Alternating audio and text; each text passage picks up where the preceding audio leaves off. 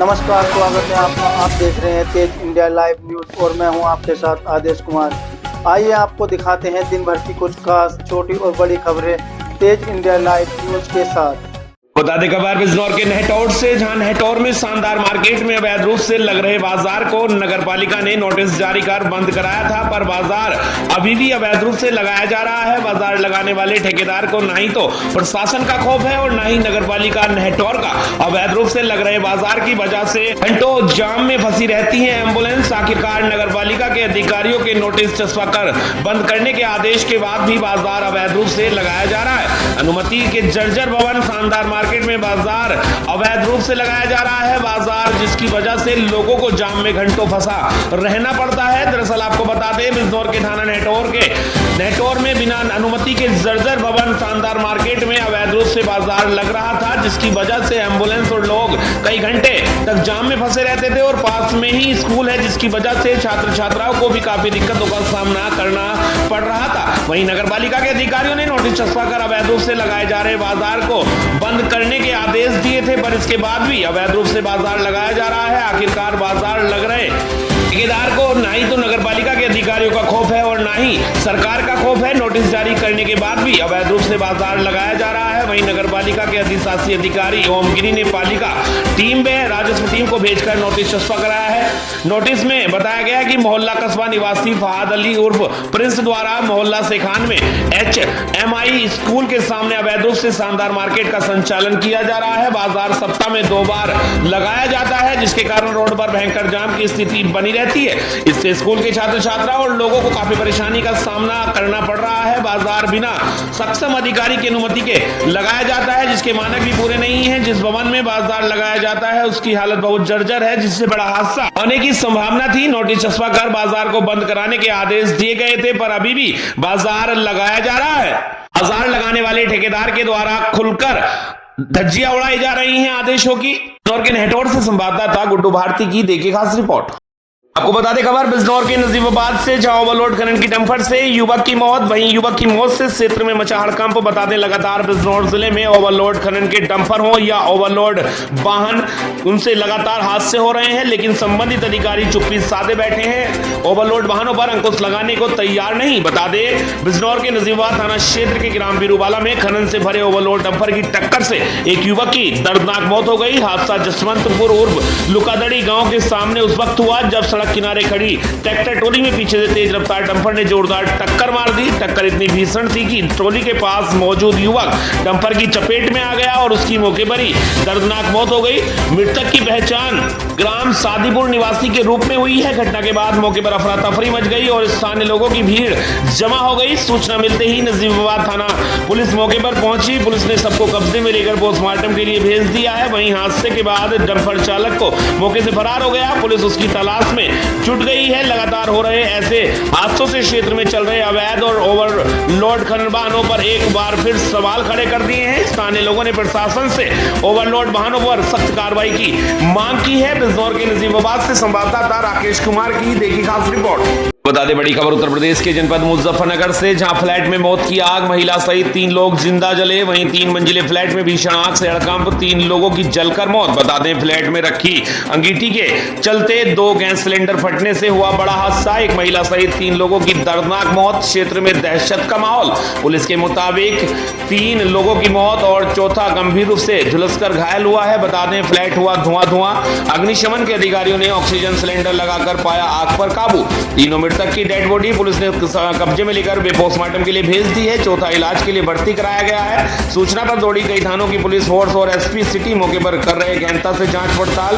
अग्निकांड हादसे के बाद मौके पर भारी भीड़। मुजफ्फरनगर थाना नई मंडी क्षेत्र के वसुंधरा रेजिडेंसी का मामला। मुजफ्फरनगर से संवाददाता सत्येंद्र कुमार की देखिए खास रिपोर्ट। अभी थोड़ी देर पहले कंट्रोल रूम के माध्यम से थाना क्षेत्र नई मंडी के वसुंधरा रेजिडेंसी के फेज 3 में एक मकान के 2nd फ्लोर पर आग लगने की सूचना प्राप्त हुई थी। तत्काल फायर ब्रिगेड, पुलिस और प्रशासन की टीम द्वारा मौके पर पहुंचकर आग बुझाई गई और आग पे काबू पाया गया। जब अंदर जाके देखा तो इसमें 3 डेड बॉडीज मिली हैं, जिनको निकलवा कर अस्पताल भिजवाते हुए इसके बाद में मोर्चरी भिजवाया जाएगा। इसके अतिरिक्त यहाँ पे एक और अन्य व्यक्ति के बचाने के दौरान झुलसे जाने की भी सूचना है। स्थानीय लोगों से बातचीत की जा रही है। फिलहाल मौके पर आग पर काबू पा लिया गया लगभग आधे घंटे पहले, और जो भी अग्रिम विधिक कार्रवाई है वो अमल में लाई जा रही है। क्या कारण आया? प्रथम दृष्टया यहाँ पे जो आसपास के लोग हैं उन्होंने बताया कि पहले इसमें आग लगी और उसके बाद में सिलेंडर फटने की भी आवाज़ आई है। मौके पे सिलेंडर फटे हुए भी पाए गए हैं। संभवतः इसमें 2 सिलेंडर फटे हैं। मौके पे एक अंगीठी भी पाई गई है, संभवतः वो अंगीठी जल रही थी, उसी की वजह से आग लगी है। लेकिन फिर भी डिटेल्स में पता करने के लिए जो फायर ब्रिगेड और जो पुलिस की टीम है उनके द्वारा इसमें गहनता से जाँच की जा रही है। जो भी तथ्य आएंगे आपको अवगत करा दिया जाएगा। इसमें अभी इनके 3 व्यक्ति यहाँ पे पाए गए हैं। इनके बारे में इनके परिजनों से जानकारी कर रहे हैं, लेकिन यहाँ पे एक किराए पे रह रहे थे। बाकी सभी डिटेल्स जो आपको शेयर कर दी जाएगी। आपका अनुराग है मेरा नाम। अनुराग, कहाँ पे रहते हो आप? हम यहीं पे रहते हैं, आगे थोड़ा सा 1-2 मकान छोड़कर। कौन सी कॉलोनी में? Vasundhara residency phase 3। क्या हादसा हुआ यहाँ, क्या हुआ? मैं अपने घर में था, मुझे अचानक ही धमाके की आवाज आई। मैं तुरंत ही घर से बाहर आया, देखा तो बराबर घर में आग लगी हुई थी, बहुत ज्यादा। क्या कौन लोग थे इसमें, क्या करते? इसमें ये पता लगा है कि इसमें किराए के लोग रह रहे थे।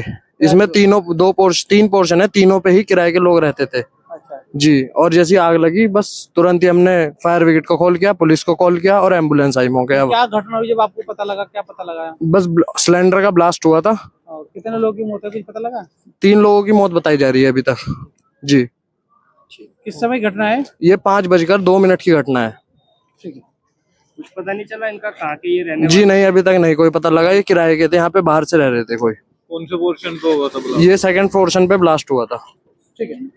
आपको बता दें खबर उत्तर प्रदेश के जनपद मुजफ्फरनगर से, जहां लखनऊ के बाद मुजफ्फरनगर में अजीबोगरीब चोरी की वारदात सीसीटीवी कैमरे में कैद हुई है। बता दें अनोखी चोरी की वारदात सीसीटीवी कैमरे में कैद। सड़क किनारे कार सवार सब्जी चोरी कर हुए फरार। सड़क किनारे बने ठिए पर कार सवारों ने सब्जी की कैरेट चोरी कर चोर बने हैं। बता दें आपको पीड़ित दुकानदार की माने तो पहले भी इसी तरह कई बार कार सवार कर चुके हैं सब्जी चोरी। महंगी कार में आए चोर और कर डाली सब्जी चोरी, क्षेत्र में बना चर्चा का विषय। बता दें आपको पीड़ित दुकानदार ने पुलिस स्टेशन पहुंचकर कार्रवाई की मांग की है। वायरल सीसीटीवी बीते 1 दिन पुराना जो सोशल मीडिया पर तेजी के साथ वायरल हो रहा है। मुजफ्फरनगर थाना खतौली के हाईवे मार्ग का पूरा मामला। मुजफ्फरनगर से संवाददाता सत्येंद्र कुमार की देखिए खास रिपोर्ट। क्या नाम है आपका? मेरा नाम प्रदीप। प्रदीप, क्या मामला हुआ है आपका? मामला ये हुआ है, रात को हम अपनी दुकान बंद करके जाते हैं। दुकान पक्की है नहीं हमारी, ऐसे ढक के जाते हैं रस्सी बांधकर। और पहले भी 2-3 बार चोरी हो चुकी है, ये 3री बार चोरी हुई है मेरी दुकान में। किस चीज की दुकान है? सब्जी की दुकान है हमारी। चोरी क्या करके ले गए? चोरी सब्जी करके ले गए। चोरी 2 करेट में सब्जी थी मेरी, उसे पन्नी को हटाई और करेट भर के ले गए गाड़ी में। किस तरह ले गए? गाड़ी आई, गाड़ी रोकी दुकान के सामने और करेट ठाई, करेट गाड़ी में रख के ले गए। पहले कितनी बार हो चुके हैं? पहले 2 बार हो चुके हैं, 3री बार हुई है चोरी। गाड़ी कौन सी थी? गाड़ी तो पता नहीं चला कौन सी थी और कैमरे में साफ आ नहीं पाया नाम का। क्या अब क्या चाहते हैं? मैं चाहता हूँ इसके लिए कार्रवाई होए उन पर, गाड़ी वालों पर। बता दें खबर उत्तर प्रदेश के जनपद शामली से, जहां जनपद शामली के थाना भवन क्षेत्र में एक गंभीर मामला सामने आया है, जहां विदेश भेजने के नाम पर 2 युवकों से लाखों रुपए ठग लिए जाने का आरोप लगाया गया है। बता दें पीड़ित परिवार ने वरिष्ठ पुलिस अधीक्षक शामली को प्रार्थना पत्र देकर त्वरित कार्रवाई की मांग की है। बता दें प्राप्त प्रार्थना पत्र के अनुसार मोहल्ला रेटी कस्बा व थाना भवन निवासी सलीम पुत्र सईद व साकिर पुत्र नसीम को विदेश भेजने के नाम पर एजेंट समीर पुत्र रफीक निवासी मोहल्ला रेटी थाना भवन तथा सलमान पुत्र आबिद निवासी ग्राम सापला थाना देवबंद सहारनपुर ने झांसे में लिया। आरोप है कि एजेंटों ने विदेश भेजकर काम दिलाने का भरोसा दिलाया और इसी विश्वास में पीड़ित परिवार ने ऑनलाइन माध्यम से करीब 5 लाख रुपए अपने खाते में डलवा लिए। परिजनों का आरोप है कि लगभग 2.5 माह पूर्व दोनों कथित एजेंटों युवकों को लेकर बाहर चले गए, लेकिन उसके बाद से न तो विदेश पहुंचने की कोई पुष्टि हुई और न ही युवकों से संपर्क हो पाया। बार बार पूछताछ करने पर भी कोई स्पष्ट जवाब नहीं दिया गया, जिससे परिजनों को गंभीर अनहोनी की आशंका है। पीड़ित ने आरोप लगाया है कि यह मामला केवल ठगी का नहीं बल्कि अपहरण व बंधक बनाए जाने की आशंका से भी जुड़ा हो सकता है। परिजनों ने पुलिस से मांग की है कि तत्काल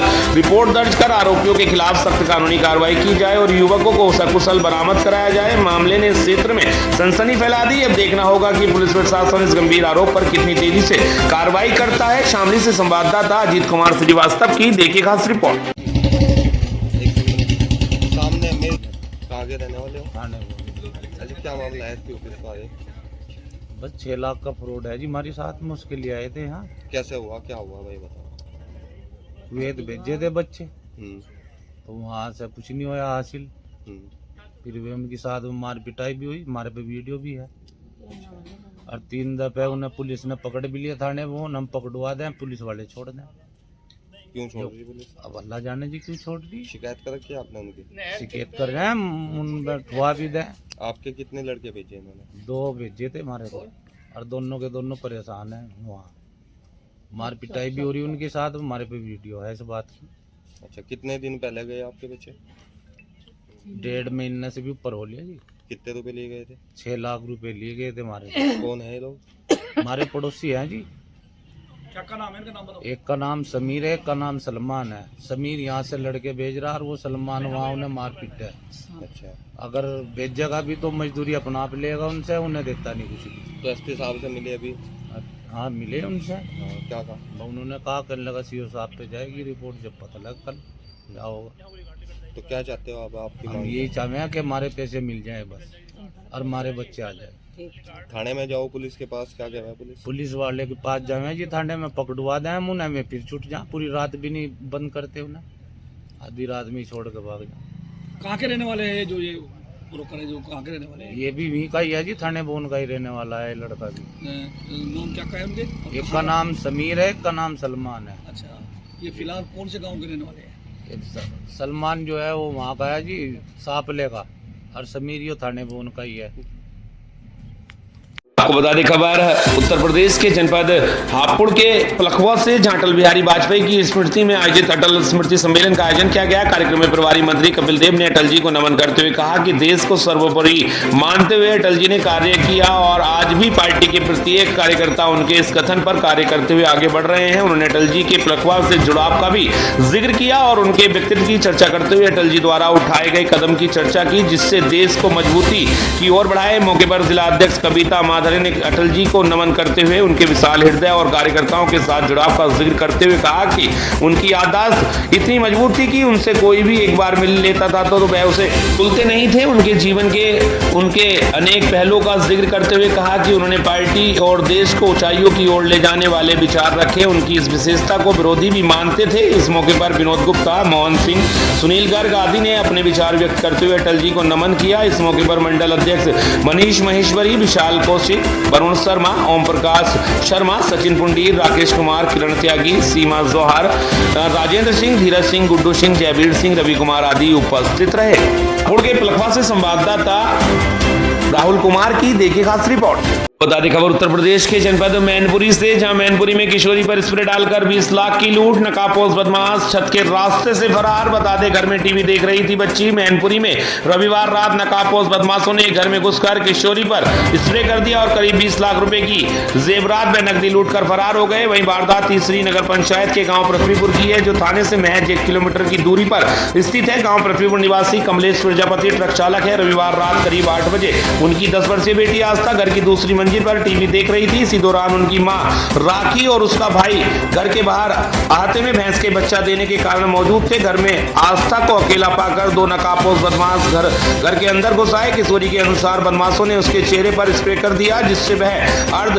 बेहोशी की हालत में चली गई। इसके बाद बदमाशों ने कमरे में रखी अलमारी खोलकर उसमें रखे कीमती जेवरात और नकदी समेत वारदात को अंजाम देने के बाद दोनों बदमाश छत के रास्ते से फरार हो गए। कुछ देर बाद होश में आने पर आस्था ने किसी तरह सीढ़ियों की कुंडी खोलकर और बाहर निकलकर शोर मचाया। आवाज सुनकर उसकी मां मौके पर पहुंची। ग्रामीणों के पहुंचने पर देखा गया कि अलमारी खुली थी और जेवरात गायब थे। पीड़िता की मां राखी ने बताया कि बदमाश 2 अंगूठी, 1 जंजीर, करधनी, पायलें, नेल नकलेश, तोड़ियां और नकदी लूट ले गए हैं। लूटे गए सामान की अनुमानित कीमत करीब 20 लाख रुपए बताई जा रही है। सूचना मिलने पर पुलिस मौके पर पहुंची और जांच शुरू की।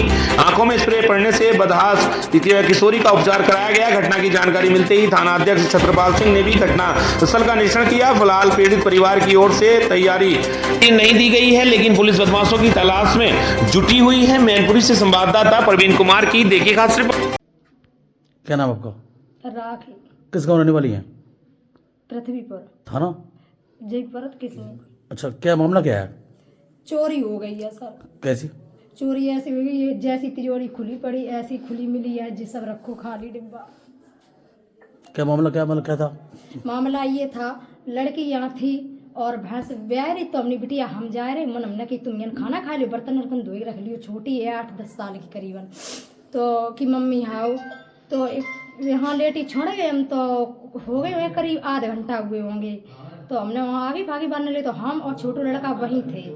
तो बिटिया थोड़ी देर बाद एकदम मिल लाग गई कि हाय मम्मी डकैती पड़ रही, घर जाओ डकैती पड़ रही। तो हमने कही कहा हो बिटिया ने को है काय को ला रही हो कि मम्मी जल्दी जाओ डकैती पड़ रही। भैया जैसे ही हम आए तो मेरी गली में तो एकदम जमाकड़ा लग गो, यहाँ ऐसी तिजोरी खुली मिली, सब चीज चली गई और छत से कूद गए जाके। क्या क्या सामान गया? सामान चला गया, अंगूठी, पायल, कंदोनी, नेकलेस, 2 अंगूठी थी, लर थी, टॉक्स, जाले, ये सभी चले गए। आप किसी भागते देखा आपने? मैंने नहीं देखा, ये निशान है, केवल लड़की हड़बड़ा गई है। कितने लोग थे? बिटिया क्या होता है, कितने लोग थे? बिटिया अब बिटिया से पूछी जाए ये बात, बिटिया तो वो तो एक ही बता रही है, उसके सामने एक ही आया, उसको दबा लिया इस कमर से, यहाँ लेटी थी। पुलिस को सूचना दी? पुलिस आई है? हाँ आई थी, अभी ले गए हैं फोटो वोटो खींच कर। पुलिस आई है? हाँ पुलिस आई थी अभी। बेटा क्या नाम आपका? पढ़ती हो आप? हाँ। किस क्लास में? 3rd। अच्छा, आप घर पे थी, क्या क्या बात थी? हम घर पे थे, हम टीवी देख रहे थे, हाँ। रामायण देख रहे थे। तभी एक आदमी आया, उसने पूछा तुम्हारे घर वाले कहाँ हैं? तो मैंने कहा घर वाले तो बाहर हैं, भैंस ब्याह रही है, इसलिए मम्मी और भैया हैं बाहर, पापा तो ठेले पे हैं। तो उसने थोड़ी देर बाद मजाक में टुटुआ पकड़ लिया। टुटुआ पकड़ने के बाद दूसरा आया, उसने बोलबारी खोले में लगा, मेरे पैर भड़बड़ाने लगे और उसका मुखला गुजरा नीचे। मैंने उसको नहीं देख पाया, पर उसकी चोट देख ली, उसने चद्दा लगाया, उसके ढिलने हाथ पकड़े। मैंने उसका मुखला तो उसका वो चद्रा तो हटाने की कोशिश करी, लेकिन मैंने मेरे हाथ दोनों पकड़ लिए, इसलिए नहीं हटा पाया। उसने अपनी चोट नहीं दुखा पाई। उसकी चोट लगी थी? हाँ। फिर कितने लोग थे वो? 2। मुंह खोले थे, मुंह बंद था? दोनों ने बंद रखे थे। मुंह काय से? मुखले से। अच्छा, फिर आप नीचे भाग के कैसे आई? नीचे उसने मुझे बेहोश करके मेरे जीने पे मुझे डाल दिया और एक ऊपर था, लकड़ी आके मुझे मारने की कोशिश कर रहा था। मैं नीचे भाग कर आई। मैंने पहले जाके अलमारी में देखा, जाके अलमारी में मेरा सब कुछ लूट के चला गया। मैंने नीचे गेट लगाए भी नहीं थे, मुझे लगी मिली कुंडी अंदर से। मैंने चोट कैसे लगी आपकी? ये मैं गिरी हूँ जीने से। तो आप कह रही हैं उसने आपको बेहोश कर दिया? आपको बेहोश कैसे कर दिया उसने? स्प्रे से। स्प्रे से? हाँ। स्प्रे डाला था? आप देखा था आपने? हाँ देखा था। खबर उत्तर प्रदेश के जनपद चंदौली से, जहां धान क्रय केंद्र में किसानों की मेहनत पर डाका। नवीन मंडी परिसर में 8 से 10 बोरियां धान चोरी का आरोप। खरीद के लिए रखे धान के ढेर से हुई चोरी, किसानों में आक्रोश। बता दें, चंदौली के नवीन मंडी परिसर में खरीद के लिए रखे धान के ढेर से आए दिन धान के चोरी की घटना बढ़ती जा रही है, जिससे किसानों में काफी आक्रोश है। वहीं आज एक बार फिर किसान के रखे हुए धान चोरी का मामला सामने आया है, जिस पर क्रय केंद्र सचिव ने जताई अनभिज्ञता और चोरी की घटना को बताया छोटी मोटी घटना। वहीं बोले पल्लेदार इधर उधर करते रहते हैं। वहीं एसडीएम प्रशासनिक बोले मामला संवेदनशील। बोले विभिन्न एजेंसियों के बहुत सारे टेंडर संचालित हैं, धान काफी मात्रा में आ रहा है, किसी भी कीमत का अनहित न होने का दिया आश्वासन। मामले का जांच कराने के दिए निर्देश। चंदौली से संवाददाता अमरीश कुमार की देखिए खास रिपोर्ट। मैं अरुण सिंह, मेरा गांव बिसौरी है। मैंने शनिवार को शाम को यहाँ पे धान गिराया था 3 टाली, और मैं रविवार को शाम को 6:30 बजे यहाँ मंडी में, नवीन मंडी में आया, तो मेरा लगभग 10 बोरा धान चोरी हो गया था। आपने इसकी शिकायत की थी? हाँ, मैं वहाँ पे उस समय गया तो वहाँ पे बंद था, मंडी सचिव साहब नहीं थे। यहाँ पे गया, सिक्योरिटी गार्ड को बताया मैंने, वहाँ आके यहाँ पे मौके पे मुआयना किए, और सुबह गया था तो सचिव साहब से मेरी बात नहीं हो पाई थी। और मैंने ये कब से घटना हो रही है? ये बहुत दिन बहुत किसान है, बहुत किसान है सर। ऐसे बहुत किसान है जो बहुत शिकायत करते हैं, मेरा धान चोरी हो गया, मेरा 4 बोरी हुआ, मेरा 10 बोरी। लगभग में किसी को अंदाज तो रहता नहीं है, जितना भी अब धान गिरा है, ढाला में धान गिरा है, तो लगभग 10 बोरी धान चोरी हुआ है। क्या चाहते हैं सर? हम इसमें चाहते हैं इस पर कार्रवाई हो और जो भी नुकसान हुआ है उसकी भरपाई हो। मेरा नाम संजय सिंह, मंडी सचिव, नवीन मंडी स्थल चंदौली। सर, कुछ किसानों का आरोप कर सकते हैं कि यहाँ धान जो गिरा है उसमें चोरी की जा रही है। विगत 2 दिनों से घटनाएं सामने आ रही हैं, क्या कुछ कार्रवाई की जाएगी? किसानों का धान ढेरी के रूप में गिरा हुआ है। कभी कभी आपस के पल्लेदार छोटी मोटी घटनाएं कर लेते हैं, लेकिन उन पर कार्रवाई की जाती है। जितने सेंटर प्रभारी हैं, करीब मंडी के अंदर 12 सेंटर हैं विभिन्न संस्थाओं के, तो इनको समय समय पर निर्देश दिए जाते हैं। सर, सबसे बड़ी बात इसमें ये सामने आया है कि पूर्व में भी ऐसी घटना आई जब किसान आरोप लगाए कि मेरा धान चोरी हो रहा है, उसमें मंडी की टीम ने कोई कार्रवाई नहीं की और बड़े लेवल में रैकेट पकड़ा गया। तो इस बार ऐसा क्या पहले से सजगता रहेगी? जब से मतलब मैं इस मंडी में आया हूँ तब से ऐसी कोई बड़ी घटना नहीं हुई है। कितने सर गार्ड लगे रहते हैं रात को? 2 गार्ड होते हैं। 2 गार्ड। 2 गार्ड रहते हैं। एक हो रहा है रात में जो है 6 बजे के बाद जो गाड़ियाँ जो आपके कैंपस में इन कर रही है, इस पर कौन सा कराए? शासन के आदेश हैं, जैसे 5 बजे बंद करने का है तो हम उसी के अनुसार ही 5 बजे मतलब इसे गेट को बंद कर देते हैं, और लेकिन कुछ रह जाता है तो उसे 1 घंटे के अंदर अंदर ख़त्म कर देते हैं, आना बंद कर देते हैं। बाहर से गाड़ियाँ कुछ धान लेके ट्रैक्टर जो अंदर आ रही हैं 8-9 बजे के में, जो कि आपके मानक से विपरीत हैं, उस पर कौन सा? नहीं, इस तरह की कोई नहीं आ रही है सर। इस तरह कोई नहीं आ रही है। क्रय केंद्र में जो है किसानों के धान का चोरी का मामला आया, क्या कुछ कार्रवाई की है? अगर ऐसी बात है कि वहाँ पे कोई ऐसा प्रकरण है तो हम इसको दिखवा लेंगे, और हमारी पूरी, क्योंकि वहाँ पर कई सेंटर हैं, कई संस्थाओं के सेंटर संचालित हैं मंडी में, और बहुत सारे किसानों का वहाँ पे धान आ रहा है, तो हो सकता है कि कुछ बोरियां इधर उधर हो सकती हैं, लेकिन अगर ऐसी कोई बात है तो हम लोग उसको दिखवा लेंगे और किसी भी किसान का अनहित नहीं होने पाएगा। सर, और उसी कैंपस के अंदर चौकी भी है और साथ में मंडी के गार्ड भी रहते हैं, उसके बाद चोरी होना? नहीं, चोरी तो नहीं हुआ होगा, क्योंकि धान वहाँ पे बहुत बड़ी संख्या में आ रहा है और बहुत सारे सेंटर हैं, तो इतने ज़्यादा सेंटर होने की वजह से धान का वहाँ पर काफ़ी गलट लगा हुआ है, काफ़ी ढेर, मतलब बहुत सारे बोरे वहाँ छल्ले में लगे हुए हैं, तो थोड़ा इधर उधर हो सकता है, लोकेशन ट्रांसलोकेट हो सकता है, लेकिन मंडी से बाहर कहीं नहीं जाएगा और ऐसी चोरी की स्थिति नहीं आएगी और किसी भी किसान का अनित नहीं होगा, हम विश्वास दिलाते हैं। इसको हम दिखवाएंगे और सीनियर लेवल से दिखवाएंगे।